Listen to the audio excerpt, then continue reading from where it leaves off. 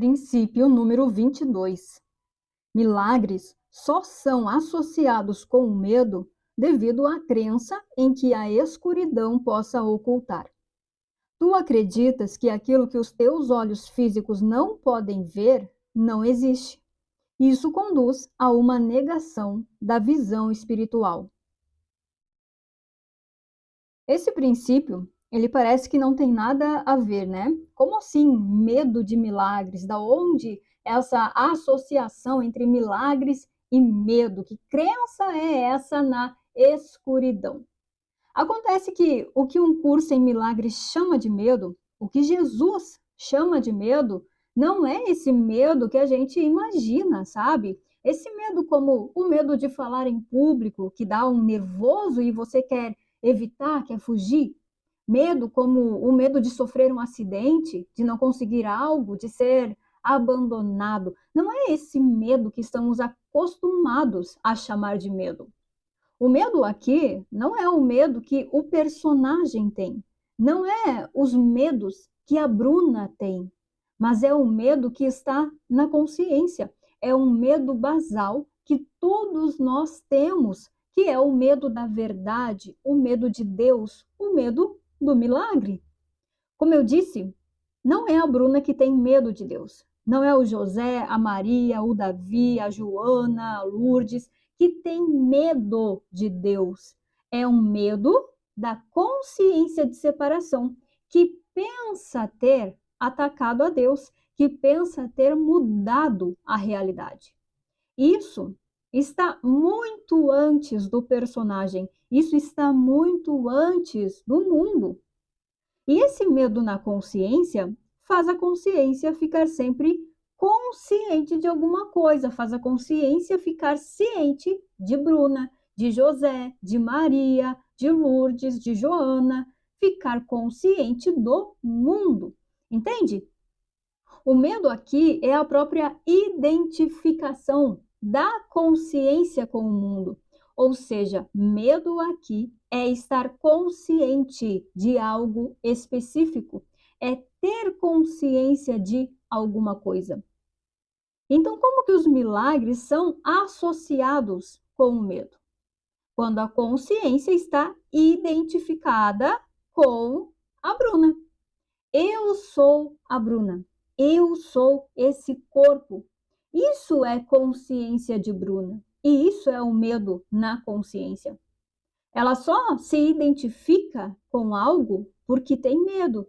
A identificação com algo é a maneira de fugir do medo, de evitar o medo, de fugir desse medo na consciência. Então, identificada com a Bruna, com o personagem, esse medo ele continua na consciência, ele não sai. A Bruna, ela é uma distração para o medo, mas não é uma solução para o medo.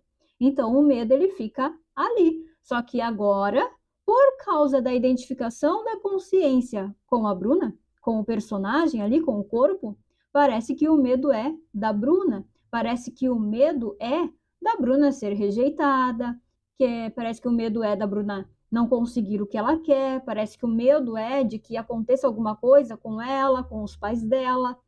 E por causa desse medo, o que a Bruna quer? Ela quer continuar fugindo do medo. Mas como? Como que agora é essa fuga a partir da Bruna?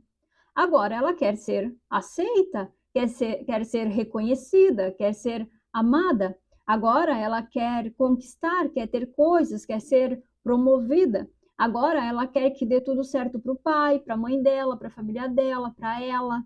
Quer que saia tudo nos conforme, né? Tudo conforme a vontade dela, os planos dela, que procedem do medo, são planos de medo. E é aí que os milagres eles são associados ao medo. É nessa fuga de identificação com algo. O que a consciência tem como milagre é a própria fuga do medo.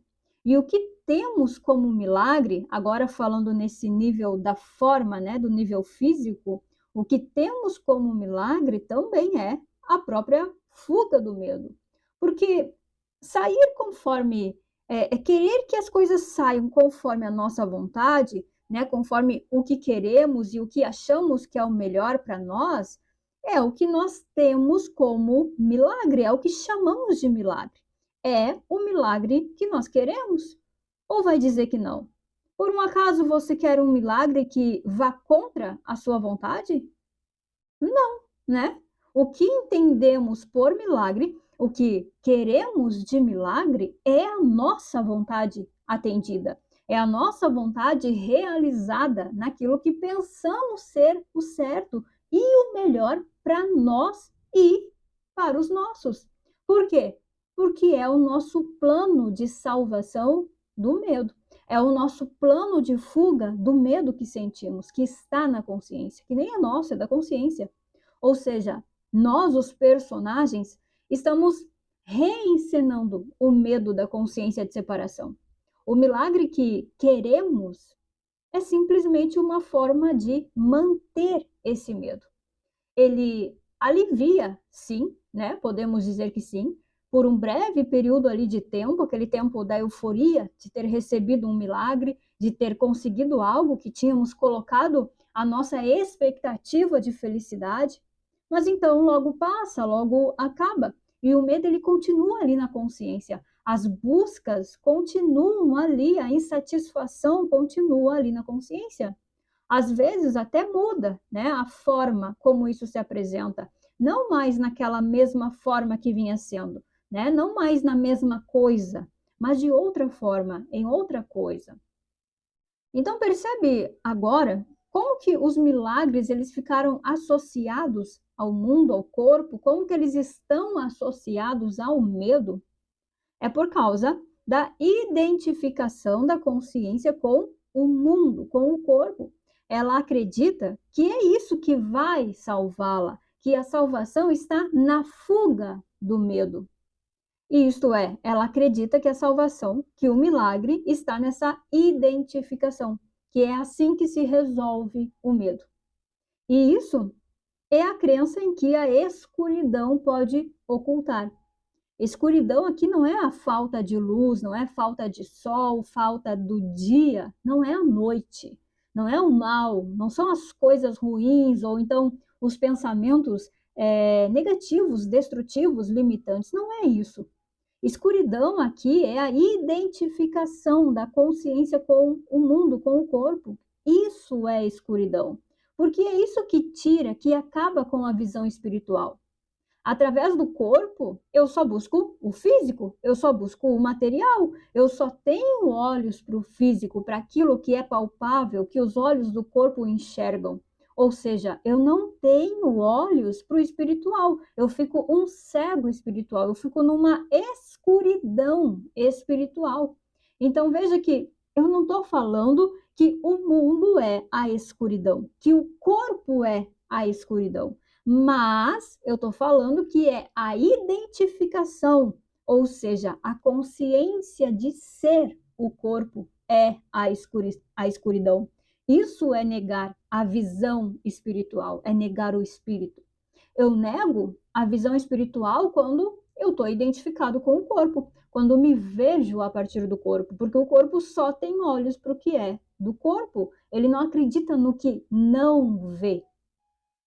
Mas, sem a identificação, estando naquele posicionamento mental que até já falamos aqui de observador, ser esse observador, você continua percebendo o mundo, continua percebendo o corpo, né? O mundo, o corpo, isso tá ali, continua tudo igual, mas porque não tem a identificação, você não acredita mais nele, né? Você passa a ver tudo com a visão de Cristo, a visão espiritual.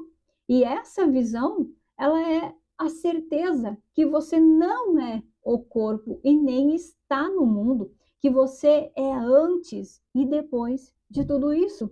É a certeza que você não precisa e nem depende do mundo e nem do corpo. E isso só acontece com o milagre, através dos milagres, né?